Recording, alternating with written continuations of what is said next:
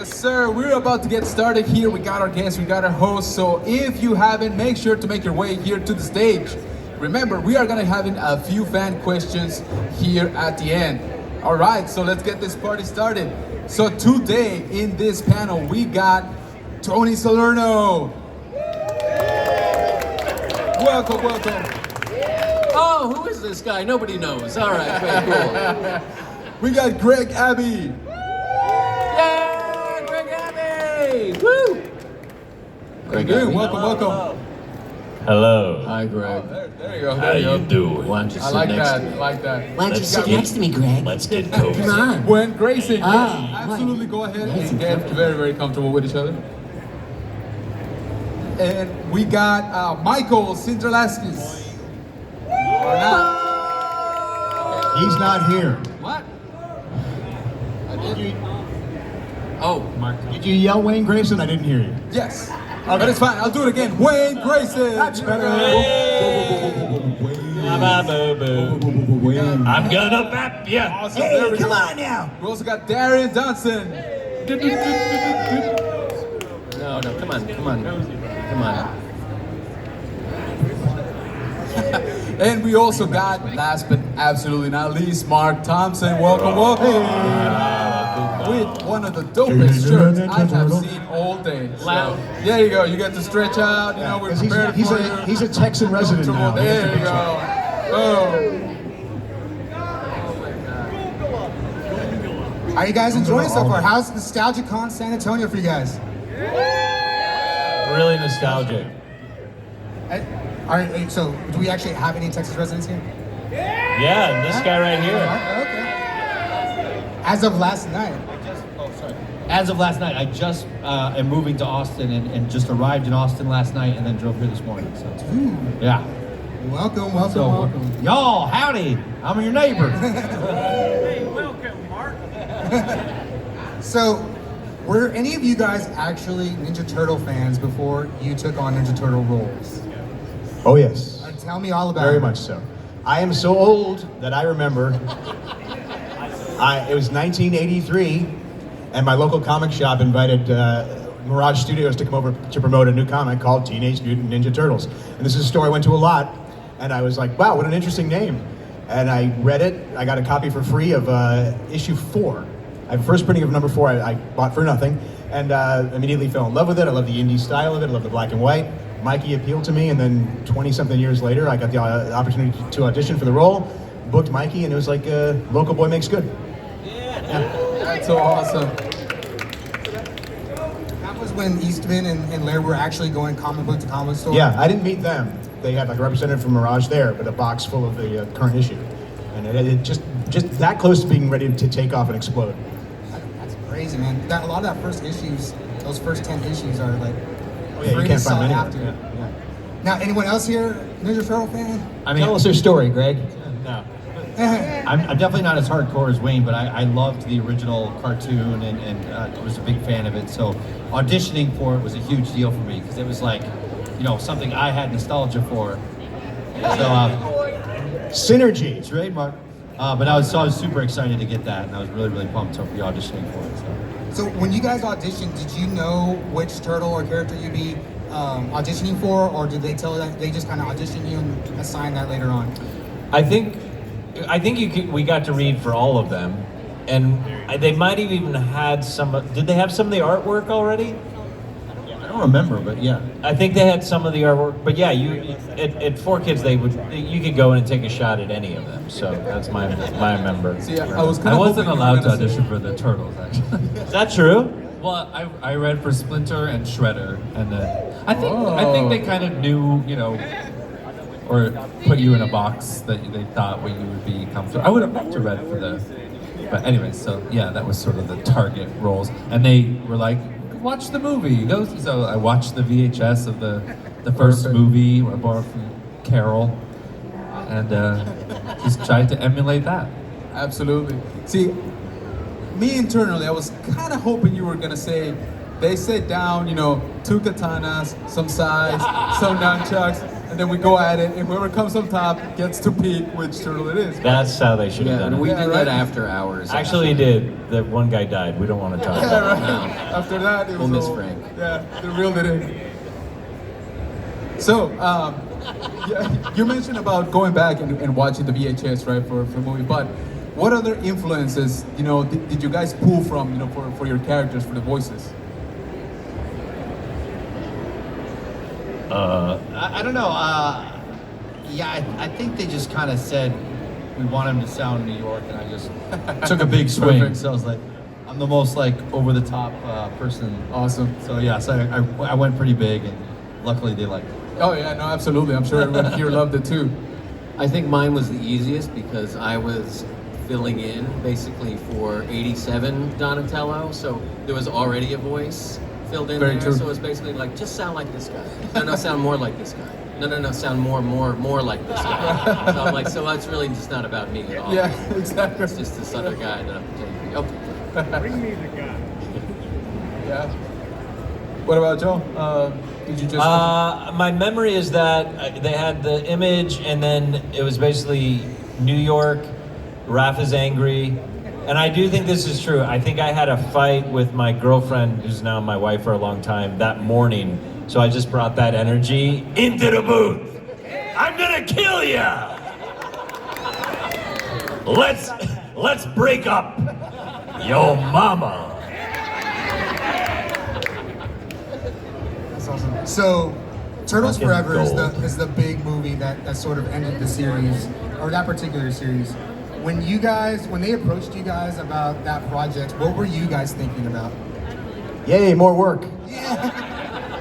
No, I loved doing that role, and I loved working with these guys, so that was great to have more of what we enjoyed anyway. So I was ready to go, and we had gone through into the future and back to the past, and it was like, can we just get it real and fun again for us? I mean, I don't know, people may like Fast Forward, it's not my favorite version of the show. I had fun when we were just doing what were kind of like adaptations of the original comic book, like the storylines that Eastman and Laird did in the first couple of issues. So Turtles Forever seemed like it was a way to get back to that, and also have us delineate each version of it, so we're not, this is the one you remember, here's the one you also remember, and here's the one you hadn't seen before when they did the animation for the black and white. So that was great. I wish I'd seen the whole thing. I haven't seen it yet. It was a weird time too because it was kind of the end of a chapter. Like I directed the Turtles Forever, and it was sort of the last 4Kids project I worked on before it kind of morphed into a different company. And so I remember like by the last session, like I knew I was getting let go essentially. So like my bags were packed already. So you brought your all to this job. my office. I'd taken I'm everything gonna down. care I was about like, this job. I was like, could we Going just out do in one more blaze. session? I'm really not happy with the performance of, yeah, and then the next Just in case, I just heard he got a brand new house in Austin, just by the way. What happened? He has a brand new house in Austin, by the way. So. Oh, like we need marketing. From all that turtle money. Someone's got a mortgage. So it was an interesting, it was a nice, I guess, close, last chapter moment. I was really excited about the idea of the crossover of just all the different generations, and just that it was already an honor to be on the show, but that to be, kind of in these homages to the ones I grew up with was like, oh, this is really cool. Like, And we were it felt multiverse like- before that was cool. Yeah, exactly. Yeah. Now, enough with the multiverse. But you guys were so mean to us. What do you mean? Like the 87 crew, you guys were just so mean to us. in How? the We didn't show, record yeah, together. No, in reality, you guys are assholes too. Yeah. But we- no, I mean, you we were were? just, yeah. Well, so you haven't watched it. Oh, you mean In the the show? show. I was like, I don't even remember recording with you. No. I mean, I talk bad about you all the time. No, in you guys life, just but- as the modern Oh, okay. Oh, versions yeah. All right. just treated us in the like context of idiots, the piece, basically. sure. I think they should do another version at this point, right? All right, easy. Have y'all seen any of the Turtle shows since then and kind of been like, I could have done that better? I don't think I've watched it. Every time they reinvent it, it's irrelevant to us because we weren't asked to audition for it, and we shouldn't anyway. Every time you reinvent it, there should be a new cast. It's a new version. I haven't seen it, but I do like that the current version has actual teenagers playing the teenagers, because we were all pushing 30 when we were playing teenagers. So, not that we weren't good at what we did, but it's kind of cool to have it be age appropriate. was just gonna say, it's always like, sound younger. No, younger still. Come on, I sound like a teenager. 13 going on 45. Raph, you really gotta stop smoking, dude. Me too, now that we're talking about it. Oh. So now we're gonna open up questions to the audience. Does anybody have any questions?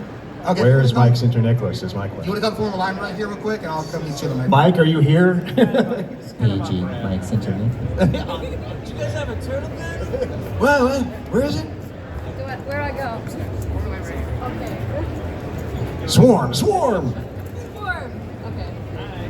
Hi. I talked to like Hello. 3 of y'all already. Yeah. So there's okay. I have a question for Mikey actually. When you were screaming, what was going through your mind, and how did you come up with that scream? My and first can thought we was, hear why it? would you kick me there? No, I came up with, I think it said in the script at one point, it just said girly scream. And I don't know, I just came up with that. And the motivation was like, we always used to say, if we couldn't think of our motivation, be like, oh yeah, I'm Michelangelo, I'm cowardly and stupid. So I just embraced that. Like, ah! I can't really do it anymore. I'm not warmed up. Wait. Ah! Mike? Did that answer your question? I'm sorry. Yeah, no, I thought it was really funny. Did you also know there's a compilation on YouTube of every single scream of You it? mentioned that, and You should I watch can't it. imagine why anybody would You want to should watch watch that. it. It's funny. It's All right. great. Tonight at I the don't know. pizza place. I don't have to watch it, I lived it. You're kind of the template now too. And sessions will be like, do the Mikey scream. Like you're kind of Is that a thing now? yeah, it is. Still? Yeah, I mean, I wouldn't say girly scream. I would say That's what they said in the script. I Mikey didn't come up with scream. that. You know, side note though, we're making fun of Mike who's not here and talking about the weird sounds we made. I never burped in the show. That was always Sinterniklaas. I had a stunt burper, and he's a disgusting man who could do that at the drop of a hat. So, Short ones, long. He could do it all. anyway, he'd be like, how long? Oh, it's a 4-second? And he'd do it. Sometimes he'd take a swig of soda, but not even, he wouldn't need that. He'd throw up a little. He'd throw up a little, and then, but he would clean it later. He would clean it. Hi. Hello. I can't believe I'm actually seeing the voices of my favorite Yu-Gi-Oh people. And the creator of Duel Monsters. Mr. Pegasus, sir. Wrong panel. Okay, I actually have 2 quick questions, and I have a little request for Greg. If you could still do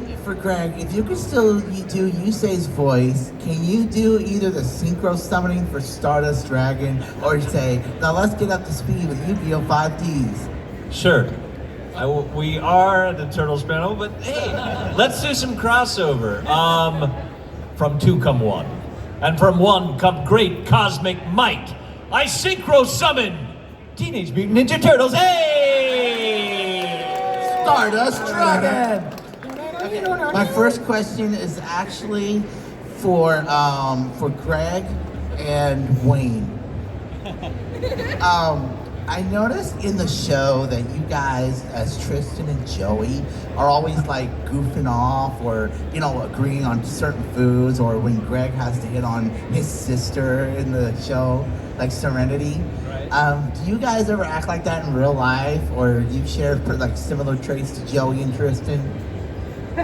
I don't have a sister. In real No, life. I meant I've known my like sister for about an hour, I meant like actually. agreeing like with about like certain foods you like, or hanging out. I guess to just kind of like curtly answer your question, we are friends in real life, yes, and we do tease each other all the time. And again, this is a Turtles panel. I will say that.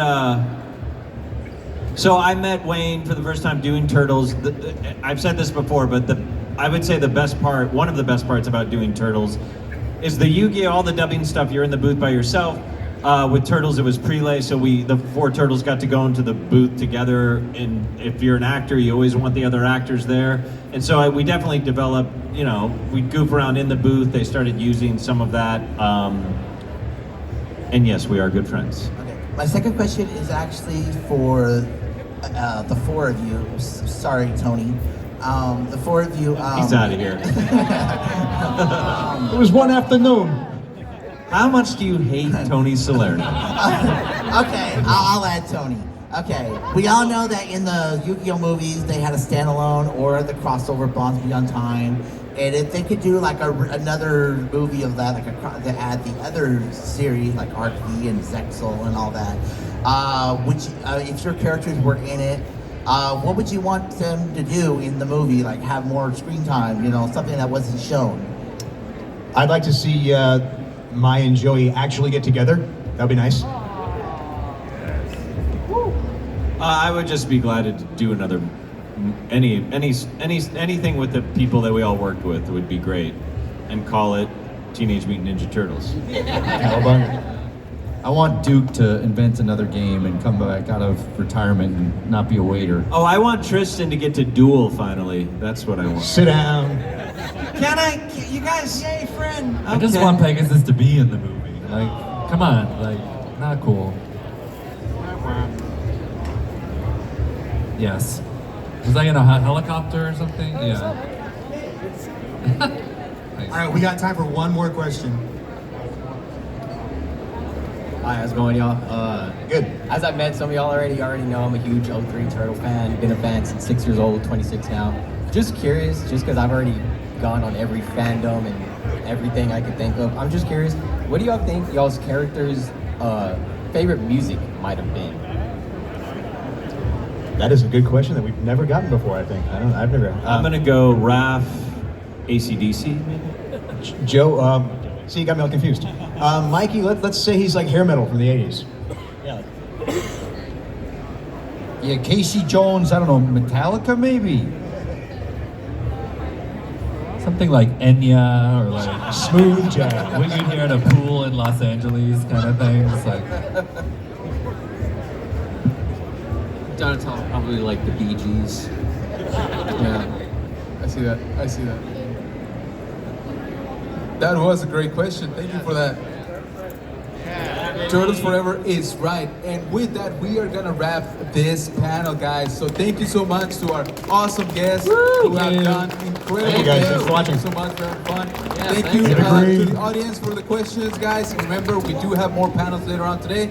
And be sure to stop by and say hi in person to all these awesome guests here today. They will be here today, pretty much throughout the weekend. So make sure you stop by. So thank you again, and we'll see you on the next one. Thanks, guys. Thank you.